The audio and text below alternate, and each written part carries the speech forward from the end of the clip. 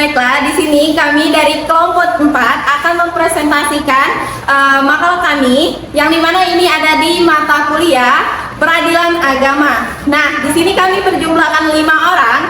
Di sini saya akan memperkenalkan diri saya sendiri. Saya Dinda Ispania dengan NIM 2130104135 dan ada teman saya. Saya Ayu Regina dengan NIM 2120104209. Saya Yosa Valeris Kesari dengan NIM 2130104134. Saya Muhammad Raihan dengan NIM 2120104116. Saya Rinal Yamli dengan NIM 2120104109. Nah, teman-teman, jadi kalian sudah menyaksikan kan anggota kelompok kami, yang mana di sini kami akan mempresentasikan tugas akhir ujian kami, yaitu di mata kuliah Praktikum Peradilan Agama. Nah, sekarang kami akan menyelesaikan tugas itu dan kami sajikan di dalam satu video. Jadi, teman-teman, silahkan menyaksikan. Baiklah, di sini kami akan menjelaskan Praktikum Peradilan Agama. Sebelum kami menjelaskan Praktikum Peradilan Agama, kami akan menjelaskan sedikit tentang peradilan agama. Peradilan agama adalah lembaga peradilan yang memiliki kewenangan untuk menyelesaikan perkara-perkara yang berkaitan dengan hukum agama, khususnya di agama Islam. Peradilan agama berfungsi sebagai lembaga yang memutuskan perkara-perkara yang berkaitan dengan masalah pernikahan, perceraian, wasiat, hibah, dan perkara lainnya yang berhubungan dengan agama. Peradilan agama memiliki tujuan untuk memberikan keadilan kepada individu dan masyarakat dalam konteks hukum agama. Lembaga ini bertugas untuk menegakkan hukum agama Islam dan memastikan bahwa putusan yang diambil didasarkan pada prinsip-prinsip hukum Islam. Di Indonesia, peradilan agama berada di bawah Mahkamah Agung dan terdiri dari peradilan agama, pengadilan tinggi, dan mahkamah syariah. Peradilan agama merupakan lembaga peradilan tingkat pertama yang mengadili perkara-perkara agama, sedangkan perkara tinggi agama adalah lembaga peradilan di tingkat yang memeriksa ulang perkara-perkara yang diajukan kepada mahkamah syariah. Dalam menjalankan tugasnya, peradilan agama mengacu pada kitab undang-undang perdata dan juga pada ketentuan hukum Islam yang terdapat dalam Al-Quran, hadis, dan ijma. Putusan yang diambil oleh peradilan agama bersifat mengikat dan harus dipatuhi oleh pihak yang terlibat dalam perkara tersebut.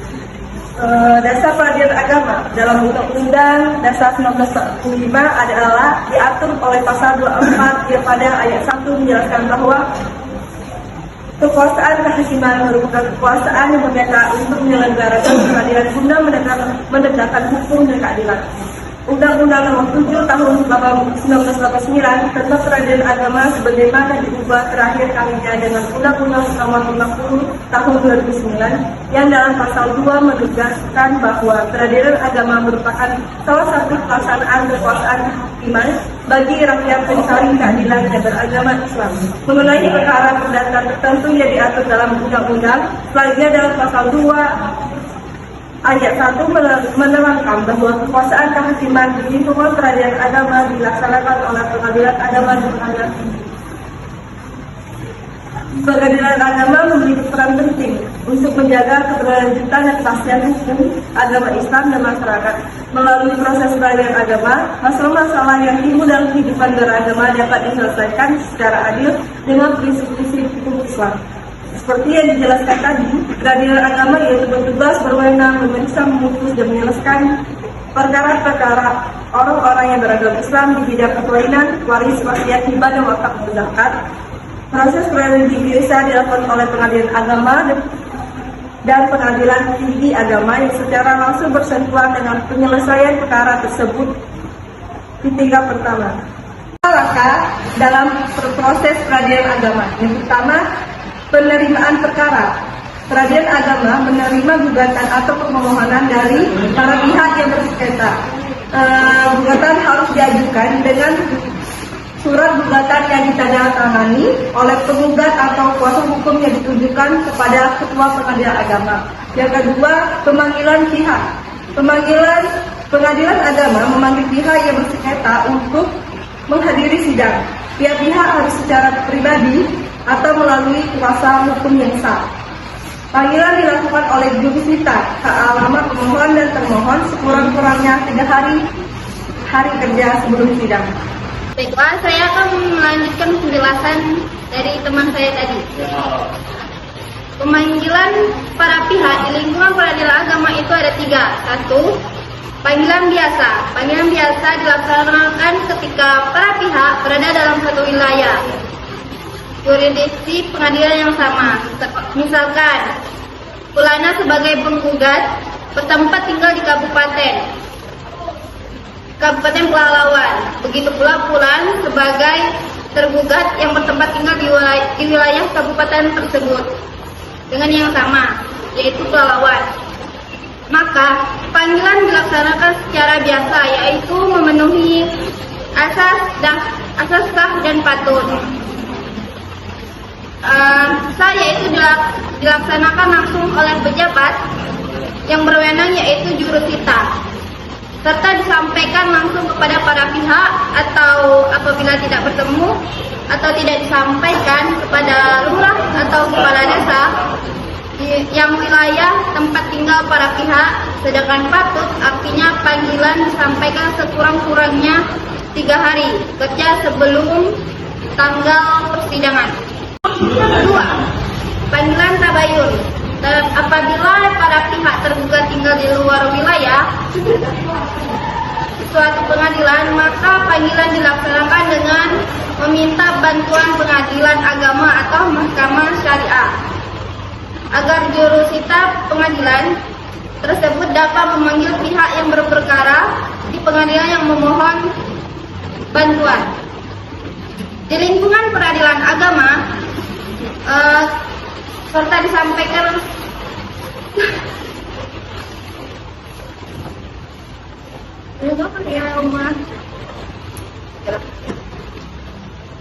sejenis dikenalkan yang mana ya? Oh iya. Di lingkungan peradilan agama, pemanggilan sejenis ini dikenal dengan istilah tabayun. Syarat utama pemanggilan nama dengan pemanggilan biasa yaitu sah atau 3. Panggilan gaib. Panggilan gaib adalah apabila kediaman tergugat tidak diketahui di mana berada di seluruh wilayah Republik Indonesia, terkhusus perkara perkawinan, tergugat yang tidak diketahui keberadaannya, panggilannya dilaksanakan dengan memanggil ketahui melalui surat kabar atau media massa. Dan panggilan di media massa tersebut dilaksanakan 2 kali dengan tenggat waktu antara pengumuman pertama dan kedua selama 1 bulan. Sementara itu, untuk perkara non-perkawinan, panggilan dilaksanakan dengan menempelkan surat panggilan di papan pengumuman di kantor wilayah wali kota, kabupaten, serta pengadilan agama atau mahkamah syariah setempat agar diketahui oleh umum. 4. Penetapan putusan. Hakim menetapkan putusan yang berisi putusan mengenai perkara yang dipermasalahkan. 5. Penyampaian putusan. Putusan diberikan kepada pihak yang bersengketa dan dicatat dalam register. 6. Badan hukum.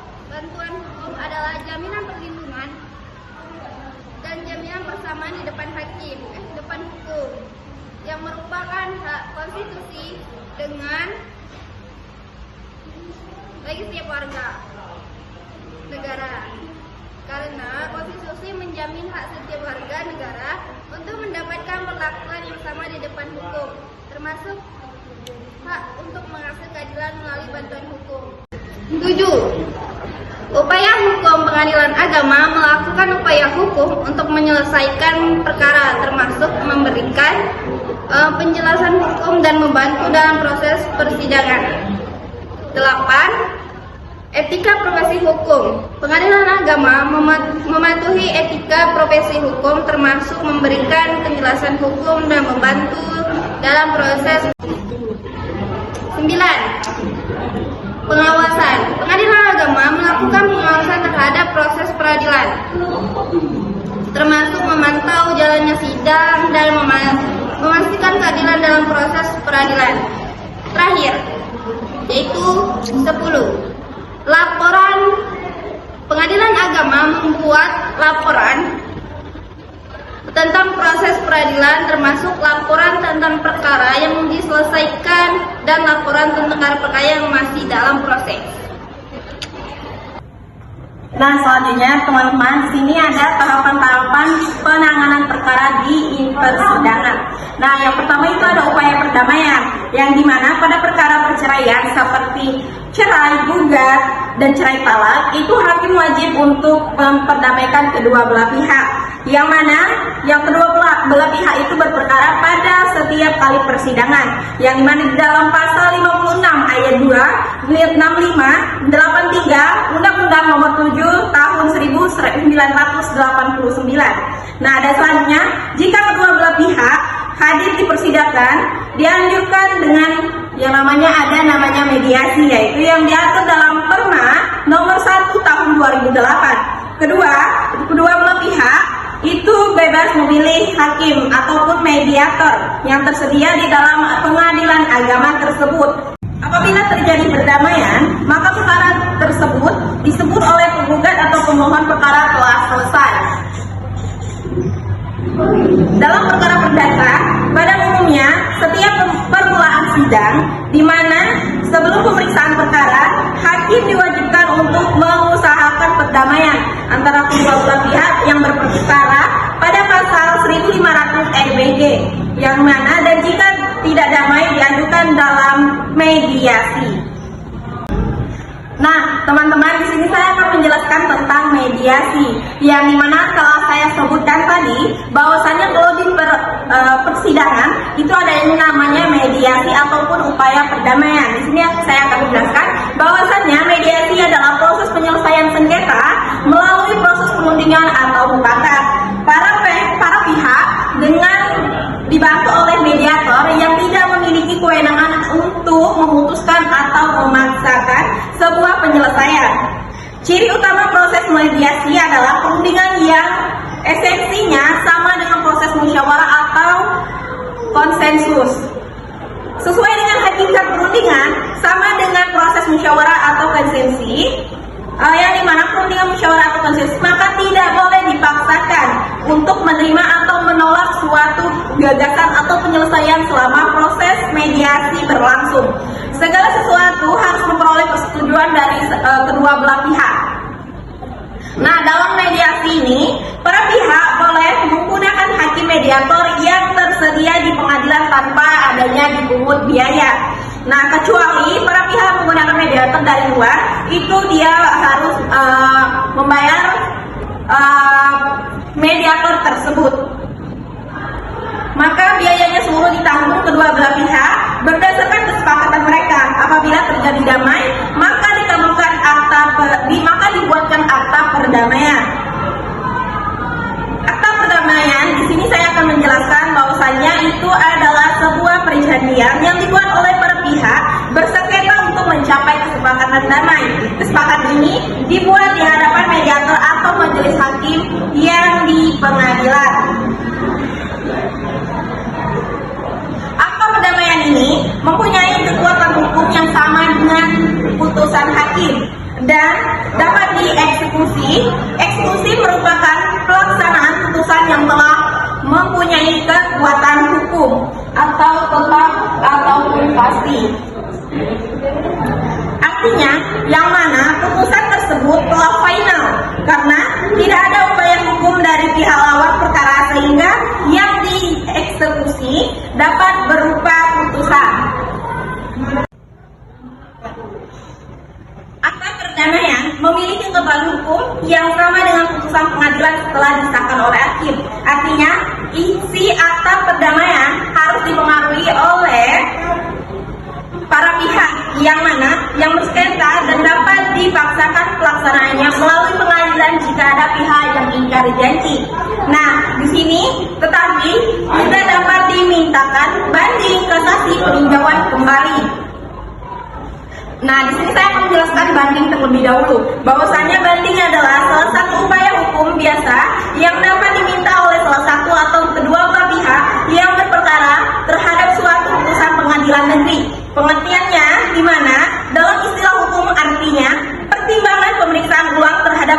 pengadilan oleh pengadilan yang lebih tinggi. Atas permintaan terdakwa, aturan yang mengajukan banding adalah pihak dapat mengajukan banding apabila merasa tidak puas dengan hasil putusan pengadilan negeri tersebut. Kepala Pengadilan Tinggi melalui pengadilan negeri di mana putusan tersebut dijatuhkan. Dengan diajukannya naik banding, artinya maka pelaksanaan isi putusan pengadilan negeri belum dapat dilaksanakan karena putusan tersebut belum mempunyai kekuatan hukum yang tetap sehingga belum dapat dieksekusi. Di sini ada yang namanya kasasi atau permohonan kasasi, yang dimana itu adalah salah satu upaya hukum yang diajukan kepada Mahkamah Agung untuk membatalkan putusan pengadilan tinggi, pengadilan tingkat terakhir dari semua lingkungan peradilan atau tingkat banding jika permohonan kasasi dikabulkan. Maka Mahkamah Agung akan mengadili sendiri dan membatalkan putusan pengadilan di tingkat banding tersebut.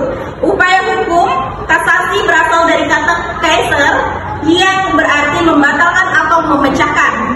Nah, selanjutnya itu merupakan salah satu tindakan Mahkamah Agung sebagai pengawas tertinggi atas putusan-putusan pengadilan di bawahnya. Nah, selanjutnya ini ada yang namanya peninjauan kembali ataupun PK. PK adalah suatu upaya hukum yang dapat ditempuh oleh terpidana atau orang yang dikenal hukuman dalam suatu kasus hukum terhadap suatu putusan pengadilan yang berkekuatan hukum. Tetap dalam sistem peradilan di Indonesia, putusan pengadilan yang disebut mempunyai kekuatan hukum tetap ialah putusan pengadilan negeri yang tidak dapat diajukan upaya banding, putusan pengadilan tinggi yang tidak diajukan kasasi, atau upaya hukum di tingkat Mahkamah Agung. Nah, ataupun putusan Mahkamah Agung ataupun putusan kasasi Mahkamah Agung itu tidak dapat ditempuh terhadap putusan pengadilan yang telah berkekuatan hukum tetap apabila putusan itu menyatakan terdakwa bebas. Dalam tahapan-tahapan penanganan perkara persidangan, yang pertama tadi telah dijelaskan oleh teman saya Ginda. Pertama, upaya perdamaian. Apabila tidak terjadi damai dalam mediasi, baik perkara perceraian maupun perkara umum, maka proses pemeriksaan perkara dilanjutkan. Dengan yang kedua, pembacaan surat gugatan penggugat. Surat gugatan penggugat yang diajukan ke Pengadilan Agama itu dibacakan oleh penggugat sendiri atau salah seorang majelis hakim. Dan sebelum diberikan kesempatan oleh majelis hakim kepada tergugat memberikan tanggapan jawabannya, pihak penggugat punya hak untuk mengubah, mencabut, atau mempertahankan isi surat penggugatannya tersebut. Apabila penggugat menyatakan tetap tidak ada perubahan dan tambahan dalam gugatannya itu, kemudian persidangan dilanjutkan ke tahap berikutnya.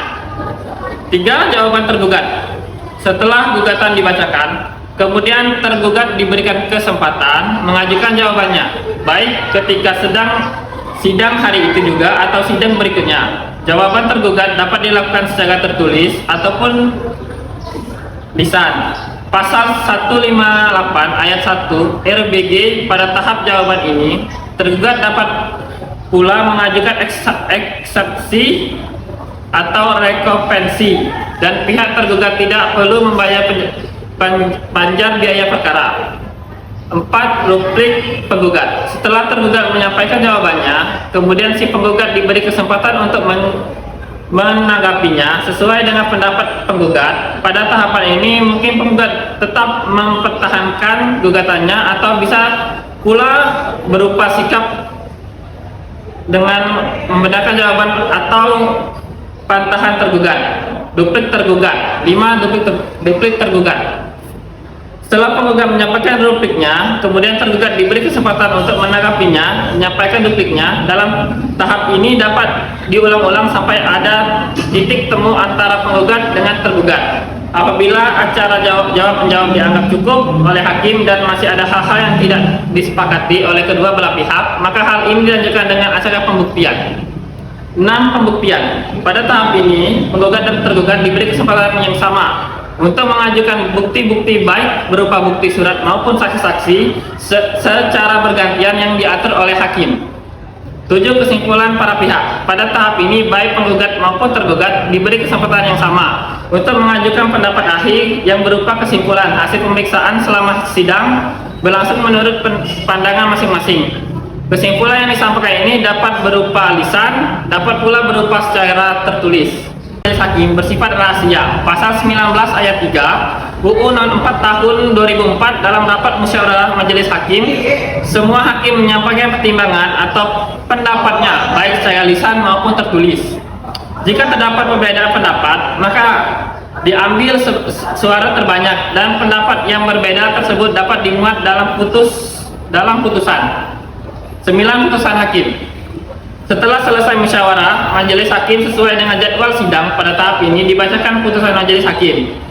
Setelah dibacakan putusan tersebut, penggugat dan tergugat berhak mengajukan upaya hukum banding dalam tanggup waktu 14 hari.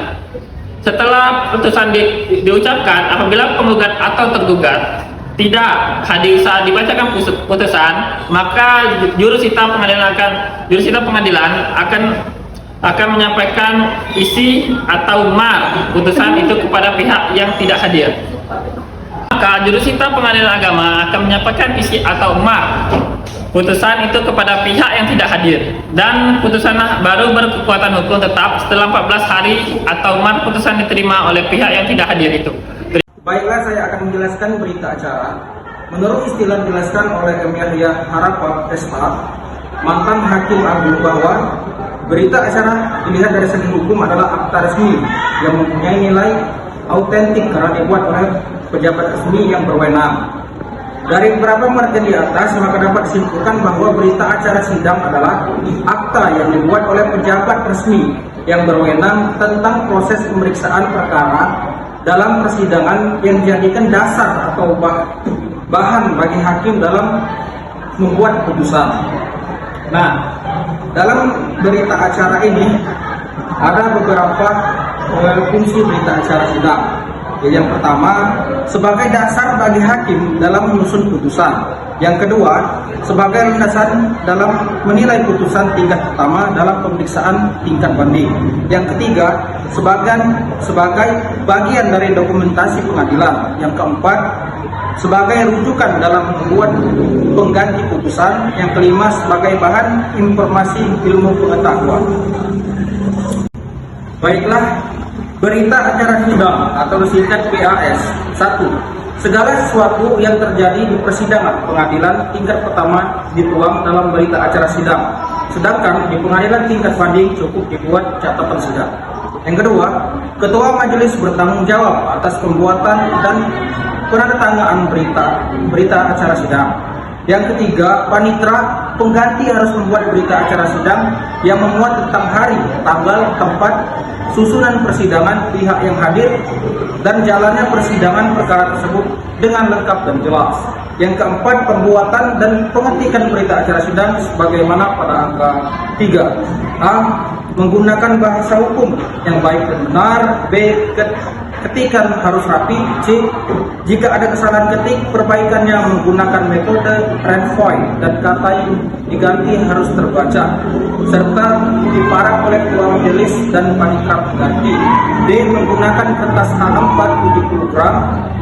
E. Margin atas dan bawah 3 cm, margin kiri 4 cm, dan margin kanan 2 cm. F. Jarak antara baris pertama dan berikutnya 1/2 spasi. G. Menggunakan font Arial 12. H. Kepala BAS memakai huruf kapital dan tanpa garis bawah. I. Setelah kata nomor tidak memakai titik 2, penulisan nomor dengan 4 digit. J. Di bawah nomor BAS untuk sidang pertama ditulis sidang pertama. Untuk sidang berikutnya ditulis lanjutan. Terima kasih. Nah teman-teman, itu dia presentasi dari kelompok kami. Apabila ada kata-kata yang salah atau penjelasan yang kurang paham, kami mohon maaf. Nah, di sini berakhir sudah sesi kami presentasi. Apabila ada kata-kata yang salah, kami mohon maaf. Akhir kata, wassalam.